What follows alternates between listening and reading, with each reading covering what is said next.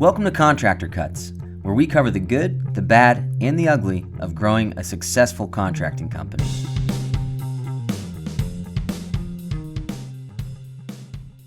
Welcome to Contractor Cuts. My name is Clark Turner. And I'm James McConnell. Thanks for coming. Yeah. Good to see you. You too. Today we're continuing from last week. Last week we did a how to onboard vendors and crews, how to walk them through when you're bringing them on, all the paperwork you need, how to pitch it to them, how to talk about the partnership that you're having with them. It's not, I'm hiring you as an employee, but you're a partner here. We're doing this together to both make money and build our companies. So we did that. If you haven't listened to that one, go back. It's a short one. It's like 15 minutes. Today we are continuing that series, part 2 of 3, where we're going to be talking about how to post onboarding, how to do the first job with a crew through a long-term relationship, right? How do I, managing a crew on the first job is different than the 5th job, which is different from a year from now. And so how do you manage them differently? What you should be doing, what you shouldn't be doing, and kind of start to finish, making sure that we build that relationship to where we're making money, we're keeping our quality up, we're making sure that everything's happening the right way. Good? Great. Good. Yeah. So to get started, why don't you tell me about the worst crew you've ever had? Okay. The worst crew I've ever had. The worst crew you've ever had. The worst crew. Well, wasn't even really a crew. I think this is how it typically happens. Yeah. This is not the worst crew, but a crew that was middle of the road, but we saw really good potential. Yeah. We hired them to do a project and they hired another crew. Yep. And so this crew shows up to your cousin's house. Yep. And they're repainting everything. They're moving in from out of state. And your cousin's wife calls and says, I think they're smoking in here. And I'm like, what? And so I go over there. My project manager was out of town, so I was covering that project. Yep. And I go over there, and sure enough, it smells like weed. Not just cigarettes. It smells like weed. And it was in the babies. In the nursery. The new nursery. They were painting the nursery smoking weed. Yeah. With a crib. There's a crib sitting there. Yeah. And I just walk in and I'm like, I can't believe I'm about to have this conversation. I'm like, hey man, first of all, you're fired. Second of all, what the hell? What are you doing? What was your thought process? Yeah. Yeah, that's about. I think of another one too, which again, going back to one of our other podcasts, Friends and Family. If you work with friends and family, it's gonna go wrong. Your crew's gonna smoke weed in the bedroom. Another story that I thought of too when you started talking about a crew hired a crew. One of the biggest issues that we've ran into in the past that have actually cost us money is you hire a random crew. And it's not a crew. It's a one-off dude that goes and hires a third crew or a second crew after them and just brings them out there and does the work. And then I pay that first guy, and then he doesn't pay that second crew. Mm-hmm. Right? I remember a time that happened exactly, and it was for one of our larger REITs that we service. So we did probably $300,000 to $400,000 a year for this company, all in $30,000 flips. Yeah. They called us up and said, hey, you guys have a crew that put a lien on one of our properties. Fix it. You got a day. We need this fixed. So A, killing our reputation with a company that sends us a lot of business. B, we can't find the crew. We hunt them down. The person that put the lien, I've never heard of before. Mm-hmm. We didn't know the crew. We didn't know the person. We didn't know anything. So we finally hunt down who that was. I think we just by Google searching their name and trying to hunt them down through Facebook or something. And we call him Bobby hired me and he come out here and he disappeared and didn't pay me anything. We're like, wait, we hired Bobby to do the work and he just had y'all come and do it and he took the money. Wait, was it really Bobby? No, not Bobby. Bobby Boucher? No, it was actually a female. I forget her name. But all that to say, they hired this third party because we weren't controlling the job site, because we weren't doing what we're about to talk about today. We just it was the easiest way for our project manager to just get on to the next job. Okay, this person seems like they got it. Let's go. They'll give me the keys back when they're done, and kind of sub the whole thing out. The person took the money and ran it. So we went to, we don't want to screw the crew that actually did decent work. And so we had to pay double for that second crew. And the first crew, it wasn't a big job. It was like $5,000, but not enough to go after them legally and lawsuits, because most of the time those crews don't have the money. The type of person doing that isn't stacked with a couple $100,000 that we can go after for screwing us. Yeah. But again, it was because we weren't controlling it. We have a lien on the house from a third party that we've never heard of before. Yeah. Right. I think that's, to me, like, there's a lot of issues with crews being slackers, not showing up, getting there late, just not being professional. That's going to happen, and there's ways to manage that we'll talk about today. It's more of the like, I'm purposefully ripping everybody off in this situation. That really kind of lights a fire in terms of like, we need to fix this and we need to go after that. So anyways,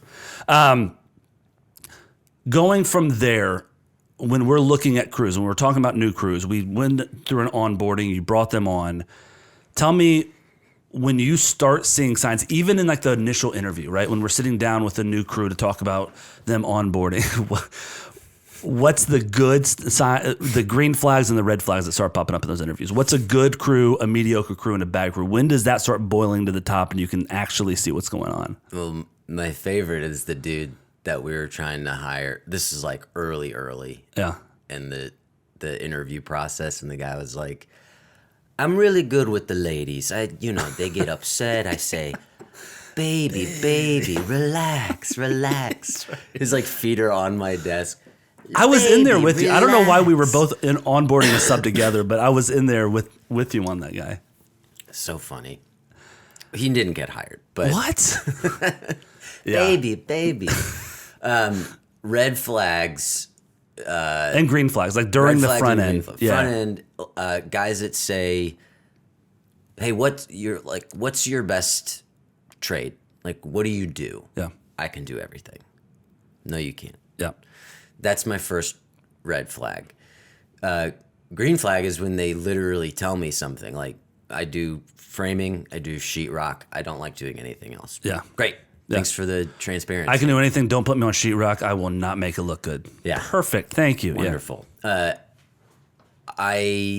Sometimes I'll ask, well, all the time I'll ask for pictures of their work. Mm-hmm. And like some dude sent me a slate of pictures, and in there, and this is a great thing to do because sometimes it's not very easy to get onto their project. Like it might be an hour away from you. It might be run by another company and they're not comfortable having you on there. But getting pictures of their job is like a nice way. Like for them, they're going to grab pictures that they're like, okay, I'll send them this one. Yeah. I'll send them this one. And then you get those pictures. And I had one where the guy was like just splicing in all of this sheetrock. So there's like, it's not full boards. It's like, hey, we've got all these scrap pieces. Let's put it all together. You're not going to get a good finish like that. There's 1,000 joints. And so like I got that picture, and it might not mean that he's a bad crew, but I'm not going to give him sheetrock work. Yeah. Yeah. So I don't know if that's a red flag or a green flag, but that's just like a little. Well, asking for pictures is a good little.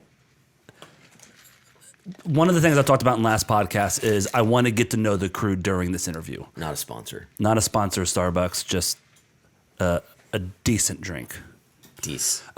We're trying to get to know these crews during the interview, right? I talked about we do there's a skills assessment that I give all my coaching clients of. This is the first thing we do in every interview of these 20 skills. Let's talk through them. Let's do this and that, the other. But what James just brought up, asking for photos, right?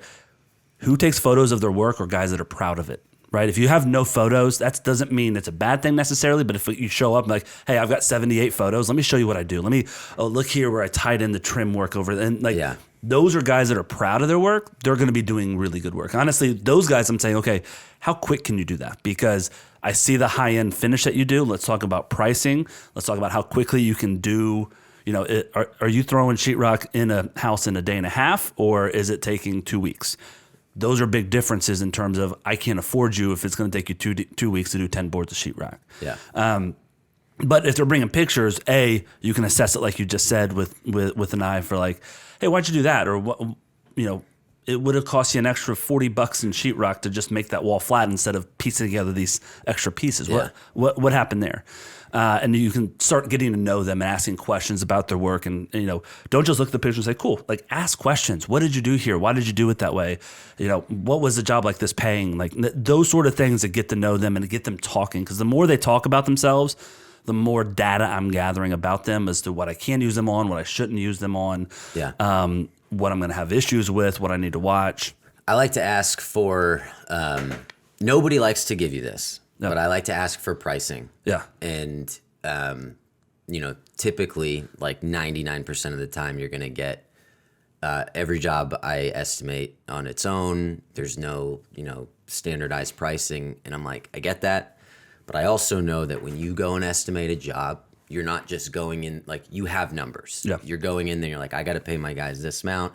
Here's this many boards. It's going to take me this long. Yeah. I need you to condense that down. And I don't need every single thing. I need to know if I'm going to use you for sheetrock, for paint, for flooring, for, floor prep. Yep. I need to know rough square footage numbers of what it costs me to hire you to do this job. Because when I'm when I'm engaging with a client, I'm not going on site first. I'm doing it from a desktop perspective. It's a rough estimate, so I'm not tying you to numbers. Yeah. But if I want to give you work, I need to know how much I have to pay you. So I need you to help me with that. I want a budget to be able to afford you. And when they are accommodating with that, that's a green flag for me. I know that there's going to be guys that like they don't want to do it. Nobody wants to do that for you. But the guys are like, I get it. And they give me something that's actually, put together, like they sat down and they took the time to do it. Yeah. They get it. They have a bigger picture mind than just the dude that's like, yeah, maybe. Yeah. Or just like, yeah, I'll do it, and they never send it. Somebody that actually took the time to sit down and do that is like, I want to get in with the company. It's not the best, I don't make as much money, but I like the consistency. They see the value. I see the value. Yeah. That's who I want to work with. So guys that are accommodating to requests outside of the norm is a big plus for me, because I need to be able to work with these guys. Well, and when you bring them in and start talking about pricing, like, what's your labor per board if we're doing a full house of sheetrock, right? And they come up, $30 a board, $40, whatever it is. If they can say that off the top of their head, that means they do this a lot. Mm-hmm. If they're like, oh, I don't know, just let me, I don't really like. When they start backpedaling and can't talk how they price stuff with you. Yeah. Oh, this guy's never done this before, or like he's not proficient in doing drywall, or he's not proficient in doing.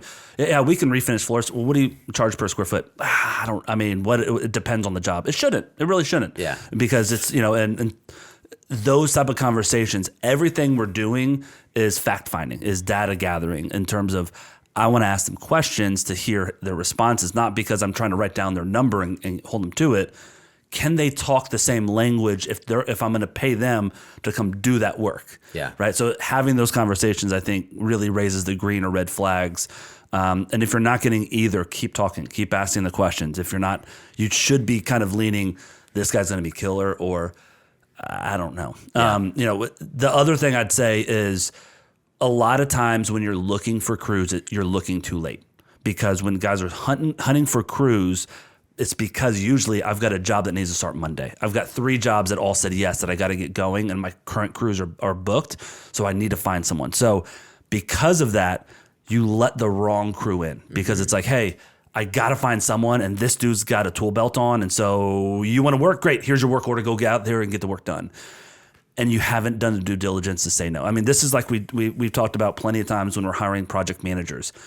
Most of the time we're hiring PMs when we got too much work and we just have to hire someone, because if I hire that guy, then I can invoice another $100,000 a month and we'll make a lot more money. And then we just say yes because it's a weight off my shoulders. So I'm going to hire the wrong person because it makes my job easier. And I'm not hiring the wrong person. I'm gambling a little bit more than I should. And I should say, you know what, I'm going to interview 6-7 different crews, and I'm going to pick the 2 that I really like, and I'm going to bring those onto a job. Well, that takes weeks, right? Yeah. That's not a 2-day process to do that. So if you spend the time, build that bullpen ahead of time, have these conversations, and make vendor and crew finding a regular thing even when you don't need it because we're about to grow. Yeah. Especially going into the winter season, early spring before you're busy. Hunt these crews, get a roster, get a bullpen that you can call in and say, hey, Fred, I talked to you 3 months ago. I got a job. I'd love to try you out on it. Yeah. Right. And that is how we really stay away from the red flag guys. Yeah. You got to pick your spots. Like clients don't want to know that they're a guinea pig for a new crew. Yes. Yep. So in this scenario I'm in right now, there's an insurance job. The clients aren't living there. They're off site. And so I've had the opportunity to bring in like a handful of new crews to go give me numbers on this project. Yep. And I'm probably only going to use one of these guys, and not even for the full project. I'm going to have them do 1 or 2 components to try them out. Yep. But I've gathered pricing from like 3 different new crews because I've had this project that they can just go in and do an estimate, and I have an Xactimate to give them an exact compare thing. it, Hey, yeah. this is, I don't give them the Xactimate, but I'm telling them this is exactly what I need We you know to all our estimate for me. quantities and line items. Yeah. Yeah. So like you got to look for the opportunities Yep. to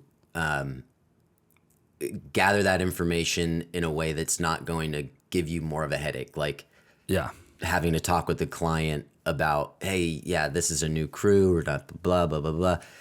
They don't need to have stress about all that. Yep. I'm going to make sure that the right person is doing the job, but I'm always going to be wanting to test the waters with new guys and see if there's a possible fit. I would say if you're listening to this, write this down, burn it in your brain. When you get an investor property with no family or homeowner living in it, have new crews come visit it. Anytime you get an investor property, I'm going to try to find 1 or 2 crews that come look at it and give me pricing and talk through it. I'm going to test a new crew out on that. Even if I don't need a new crew, let's test one out on that investor property. Yeah. Those are the absolute best way to mitigate risk with crews, because they can screw it up and I can swoop in, and we'll talk about this next as to how to monitor them once they start. Yeah. But I can swoop in and fire them, and I don't have to explain myself to anybody, right? I'm going to build in a little budget or extra fluff on my Gantt chart. You probably need to explain it to them. You're just like walking like, you're fired. I'm out. But that being said, it allows you to go in and give them a little more leash to see if they're going to actually resolve what the issues, and also some coaching, right? We'll talk about that towards the end of this, of when do you coach a guy up versus when do you fire him, right? And so investor properties, if that comes across your desk, find a new crew. Your goal is on every investor property, I'm going to test a new crew. I'm at least going to have them walk in and price it. That's an ideal time, even if you don't need a crew, to bring on and build up that bullpen. You don't want them walking through the house that you're doing a new kitchen where the homeowner's pouring their coffee at 8 a.m. and you got 3 crews that are walking through there that you've never met before. That's not a good way to test a crew. I met with one of my coaching partners yesterday, and we were talking about a job. It was a 2-phase job. Phase 1 was a $50,000. Phase 2, I think, is $80,000. He brought on a new crew from Facebook, found them, talked to them, brought them in. They just, it was not good. It didn't go well. And I actually helped him find this crew. So it's partially my fault. But it went south. He didn't onboard them well, I'm guessing. He didn't bring them into the office, sit down, talk through processes. But tried them out, went, sent them, had it going. Because of that, he replaced them, pulled them off, lost a little bit of cash, brought another crew in. Because of that, though, we're at the end of phase 1, and he's like, I can't do phase 2 with this client because I lost all the trust. Mm-hmm. The trust is gone. I've rebuilt some of it, but she won't stop micromanaging. She won't stop absolutely like every night sending me texts of this, and this is wrong. It's like, well, I'm not even your project manager. Like, let's talk to your project manager about this. But it's because that trust was broken. So he's probably losing an $80,000 job by his choice because he brought the wrong crew in without doing it right on the front end. Yeah. He lost money on that phase 1 and probably is choosing not to do phase 2 because the trust is gone with the client. So again, word to the wise, don't start them on the client's jobs unless you know you've tested, you've checked them out, you've done a lot of due diligence, you've met with them, you've walked job sites with them, done all of that stuff, and then we're going to micromanage them when they start on that job. So James, let's walk through your first job, right? You're bringing the crew on. You sat them, you onboarded them, you have a skills assessment, you feel comfortable, you've had those conversations. These guys seem that they know what they're talking about. You're excited about using them. You've got a small homeowner project. We're doing a basement for a homeowner, let's say. How do you start the crew, and how do you manage them on that first job?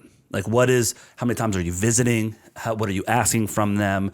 Or, when do you have like check-ins? How do you start them on like front end processes? Because I think one thing that guys miss is, what do we do front end walk with them, and how are we setting those expectations with them? Because with my crews that have been here for 2 years, I send them a work order, I walk the house, I show them what they're doing, and they're off and running. Yeah. And then you get a new crew in here, you can't do that. Yeah. Right. So talk me through how you do that with a new crew coming on site. Well, the first thing is we have like a front end walk that we do at the start of every project. So even, with our new crews or with our old crews, we still do it. It's just not as in depth because they kind of already know the game. But a couple days before demo starts, we're bringing the crew in, depending on what the project is. You got the demo guy and the framing guy typically are going to be the ones on site. Yeah. And you're going to kind of walk them through, hey, this is what we're doing. This is where we want to put protections. This is where we want to protect the floor. This is where we want to do a zip wall because of the dust. This is where we're going to cut our tile, or this is where we're going to cut flooring. We're going to have a cut station. We're not going to just bring your little Dremel in and cut in every room that you need to. Yep. We're going to centralize the dust location. We're going to centralize where we're using. Wash the brushes out. Where are we going to wash the brushes out? Where are we going to dump out paint? Can we dump out paint? There's these little things that always end up being problems that turn into huge problems. Like, a client calls and says, these guys are pouring paint down the drain. They're not pouring paint down the drain. They washed the brushes out and they poured. My whole front yard is white. My whole front yard's white. My bushes are striped because they painted the louvered shutters. Yeah. There's all those random things. So you got to talk through those little things before you start a project. Yep. Now, with a new crew, you're doing that, but then you're also giving them the next step. So, hey, we're here walking on Friday.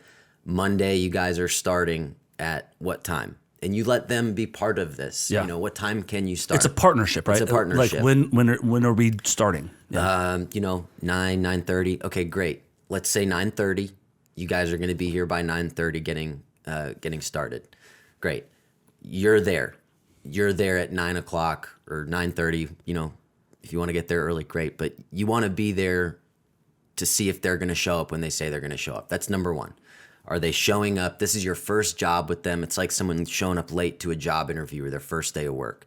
Not a good show. Yeah.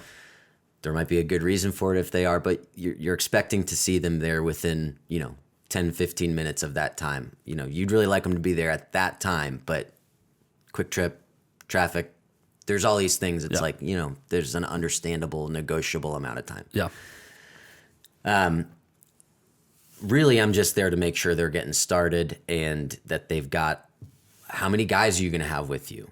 Like, that's a big one. Yeah. If you're there with 3 guys for the demo walk, but then on day 1 you show up and it's just you, or it's just one of your guys, that's a problem because you showed me that you were going to be there with 3 people and you came with 1 to do a job that's going to take that should have 3 days five for people 2 on site. 3 days for 3 guys or 5 guys. Yeah. So that's day 1. At the end of that day, I'm coming back. Yeah. I want to see what they've accomplished in that one day. I want to see how they plan on leaving the job site. I want to see how they have their tools. Are we centralized, or do we have little rabbit trail piles everywhere around the house? If I see that, that's day 1. I'm getting in there and I'm saying, hey, I get this is kind of normal. I don't do it like this. Yep. All of your tools need to be in the place we talked about. That's our staging area. Someone's living here. They have kids. You're not leaving Dremels. You're not leaving your saws. You're not leaving your hammers. You're not leaving screws on the ground for people to walk on and scrape the floors. Yeah. Don't leave your hammer. Stop putting your hammer on the countertop. Those are new countertops. all of that stuff that is just so standard. I mean, these guys are working in these scenarios constantly. Yeah. And so it's very easy to just lay something down somewhere, but what they don't get, or what they don't think about is, what if you scratch that countertop? Are you going to pay the $2,500 to have those replaced? Because the client's not going to be okay with like, man, I wish you didn't scratch my countertop. You're going to have to pay for it to be replaced. Yeah. Let me add a couple of things before you keep going. Number one, I like to also capture on my front walk a couple of things. Well, first off, it's like I always use the metaphor of, it's the first couple of weeks of being a new teacher in a new class. I'm going to be very strict, and I'm going to not be okay with stuff that maybe I would be a little more lenient on month 2, month 3. Yeah, someone that you trust. I'm going to set that bar to make sure. Number 2, whatever they do day 1 or show up day 1, I have been caught making excuses, so I hope that it works with them, instead of saying, this is the best that their best foot forward. Day 1 working with me, they show up with 3 guys short, and they show up 30 minutes late. And this is the first day meeting me. What's 2 weeks in going to be? Mm-hmm. So I need to learn to not make excuses day 1 for them. If they can't show up on time, looking right with the guys that they're supposed to bring to their very first job interview job with me, I'm almost cutting them immediately, because it doesn't get better from there. And thirdly, when I'm doing the conversation with them, I've got a printed out work order with their dollars on it and how much I'm paying them. And my conversation with them is not, here's the work, here's the money, we good with that, cool. Now let me tell you everything else I want you to do. What I like to talk about is, hey, just so you know, part of this dollars is you're picking up your own materials. I'm paying you to get your own materials at Home Depot. I'm going to do the first purchase. We're talking about that, how they do those purchases. But part of the money I'm paying you is that you're going to pick up materials every day on your way in. Swing by Home Depot, buy a box of screws if you're short. But I'll do the phone sales. I'll do that. So I talk them through that. But I also say, listen, also part of this is that I want you to spend 30 minutes at the end of the day cleaning my job sites. I want it cleaned up. I want tidied up, like you were saying. I want walkways. Imagine my homeowner with their kids are walking through here. I don't care if it's an investment property. I want it nice and tidy. I'm paying you for that. And so all of the bars that I'm setting for expectations, the end of the day procedures, the send me photos, all that stuff, I'm trying to build into the dollars that I'm paying them for the job, where it's not like, God, Clark asked so many, like I got to do so much extra work for him. No, that's part of the dollars. I'm expecting you to do that for this pay. And if you don't do that, that's part of the task on your work order. So for me, it's setting that up. And then finally, my last comment on it is, when I'm doing that front walk in the morning and I know I'm coming back at the end of the day, I tell them that and I say, so what do you think you're getting done today? Tell me what's getting completed. What's your expectation by when I come back here at 5 will be completed? Well, we'll have the demo 100%. I'm going to try to get a couple walls framed up before we get out of here. Cool, perfect. I'll see you at 5, right? And so that way I can see if they can actually hit their timeline on a single day, much less a 3-week project, right? And so if I start having them commit to small pieces, what are you going to be done today? What does by Friday should this job look like? Here's my timeline. I have you out here for 2 weeks. Where can you be here by Friday? What about by Wednesday? Where are we going to be at? What about by the end of today? Trying to help me understand if they can actually set timelines and hit them. And that way, when I come back at 5, it's not 2 weeks later. It's 8 hours later that I can see if they did 8 hours worth of the work that they committed to. Yeah. So, sorry, go ahead. So you've done that. You've come back. You've checked in at 5. Give me a good scenario and a bad scenario. What you do at 5? You show up there for a walk. They've done half of what they were supposed to do. What's your conversation with them at that point? What happened? What roadblocks did you run into that kept you from completing 50% of the work that you thought you were going to complete? Yeah. And it's not like a nail in the coffin. There might be legitimate things like, well, we ran into this, which I think might be a change order that you need to talk with the client about. Great. Did you talk with the client about it? No. Great. Perfect. Thank you. That's exactly what you should do. Talk to me about it. I wish you would have called me when it happened. That way we could have maybe gotten everything done that we needed to get done. Yeah. And I could have called the client and dealt with that, but show me what the issue is.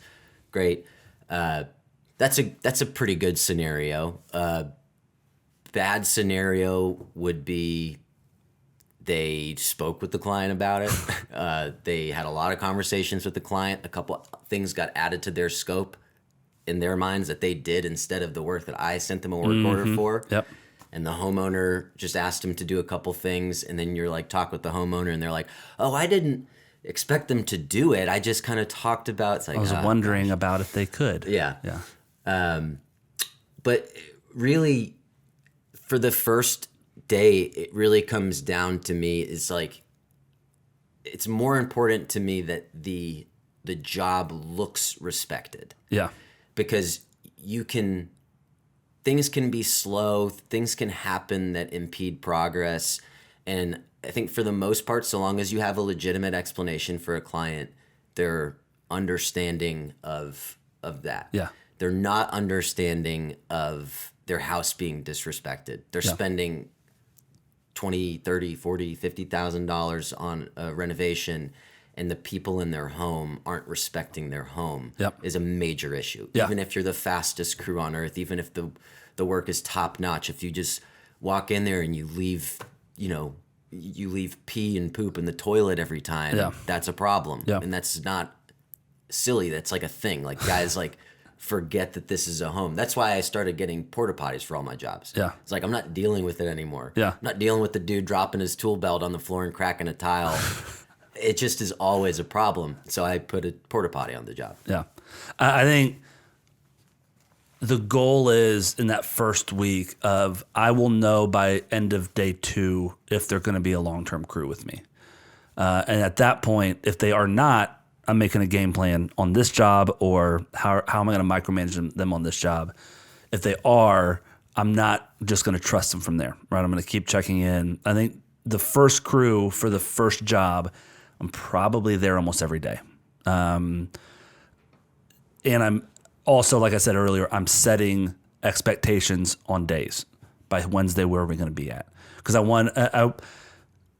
homeowner doesn't know speed, but the speed is what's going to kill them and me, right? So if I'm paying them enough for 5 days of work out here for him and his 2 guys he's bringing with him, great. If he turns it into 2 weeks, he's going to get pissed. His quality is going to go down, and he's going to be begging for more money. If I can help him stay on time and get efficient and be done in a week, he's happy with that pay.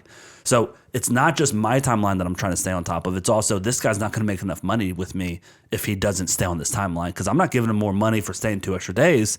He just worked slowly, right? So I'm setting all of those tones, and I'm staying on top of them on their first job almost every single day. I'm there, I'm on site. If I can't make it, send me photos, how to go today, what's going on. And I tell them the first job I'm riding you. Like the first job, I'm going to make sure that this is well. As we build trust together, I'm not going to be on top of you this much. But for right now, I need to make sure that this is a good partnership. Right? And so they're like, cool, I get it, totally understand. All right, lastly, what's the difference of coaching them up versus firing them? When it's like you get to the job site, they're supposed to bring 3 guys, they only brought 2, they showed up a little bit late, they didn't really clean up at the end of the day.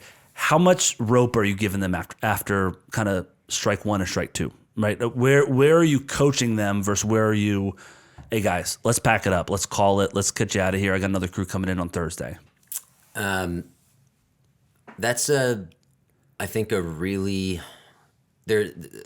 where the art comes in. There's guys that, like Jaime is a great example.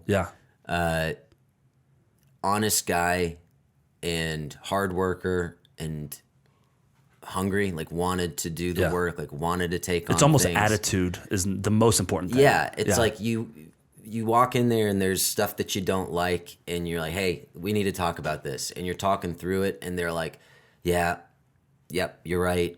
Yeah, I agree with you. Or here's what happened, but I'm not happy with it either. I think you're right. Like, not that like you need to be right about everything, but it's your job, and it's your client. And so they need to they need to be able to understand that their perspective isn't the be all end all. Yeah.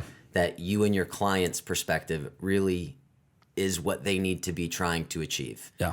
And if they're willing to own their mistakes, and you can see that they're like honestly working at solving those problems, which in 1 or 2 days you can still see.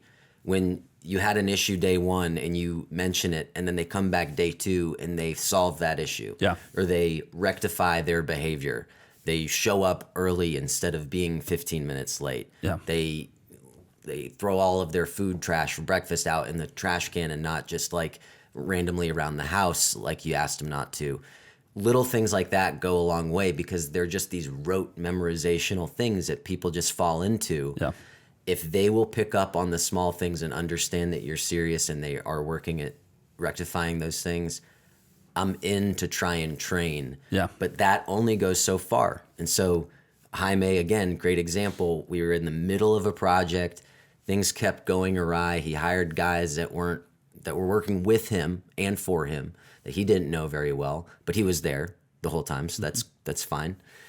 It kept not working out, and there was like issues that kept popping up, and finally it was like, hey man, this is not a no forever, and this isn't like a burning bridges type thing, but I don't think that this is working out. I think you need more time. I think you just need more experience under your belt. Yeah. So I'm going to get somebody to come in and take over this project, but I don't want to, I don't want this to be over. I just think that like, I need you to get some more experience and we should reconvene. Yeah. Like 2 years later, he ended up getting back in the fold. He got a lot more experience. He was like the go-to guy. Yeah. Yeah. He came, and I think that's right. I think level 1 is attitude. If you've got this is my job site, so it goes the way I say attitude, then you're not going to be here. It's not yours. It's ours. It's a partnership here, and I've got strict instructions that we've promised the homeowner, so that's what we're going to do here, right? If they can't have that attitude, then they're gone. Mm-hmm. Once they have if it's what you need me to do, I can do that. The next level is, do they have I hate to say it, the IQ to take what you say and do it, right? Like, oh yeah, I forgot you wanted me to clean. Guy, come on. Like we talked about this 2 days in a row, this day 3, and you still have trash all over the place. And then the third layer is skills. And I think that was the Jaime thing. Like you're too green. You don't know, like I can't be your superintendent. I can't be the person telling you that we got to put those studs 16 on center, right? Like I can't, if you don't know this stuff, I can't coach you on construction. I can coach you on how our job sites. I can coach you on what order of operations, what you should be doing. Why did you go to Home Depot 3 times yesterday? Let's get that down to 1 trip. Let's look at how we like I can coach on that stuff if you've got a good attitude. Yeah. I can't teach you construction. And so I think it's kind of those 3 layers. Attitudes there are great. The ability to learn from what we're talking about and implement it, great. Lastly, do you have the skills to do that? If we can hit all of those things, I'll coach you all day long. We'll keep working with you. You'll be here. And I'm like Jaime, I might put you on the shelf. I might use you for one-off jobs that are low-hanging fruit that I know you can knock out. I'm not going to burn that bridge if you've got the good attitude and you're kind of learning, but you don't have the other skills. Like, let's keep working, and I might have 1 or 2 jobs here and there for you. And as you grow, come back. So I think that's it. I think I need that attitude, but then the other 2 things are quickly falling behind the attitude with it. Yeah. All right, next week we're going to be covering. It's a coaching cut where we're going to be. I'm talking about how to fire a crew off a job site. So if they go sideways, if you're in a job, it's not going well. They're going, it's one of those crews that you're like, these guys are not good. I got to get rid of them. What do I do? So we've got some ways to do that, some paperwork you got to do, the proper way to handle it and how to defend yourself if they try to put a lien on the property. We're going to talk about that all next week. That's it for this show today. If you want to have any conversations, go to contractorcuts.com or ProTruck360.com. Also, we are about to launch our signups for the retreat in January. we are doing 3 free coaching sessions. If you're coming on the retreat, I'm going to help you close out your 2025 year. We're going to do 3 sessions to close out 2025 as part of your coming on the retreat. So if you want to come on the retreat, get signed up now so we can get you into those coaching sessions so you're ready to launch into 2026 on the retreat. Thanks for joining me. We'll see you guys next week. Bye. Bye.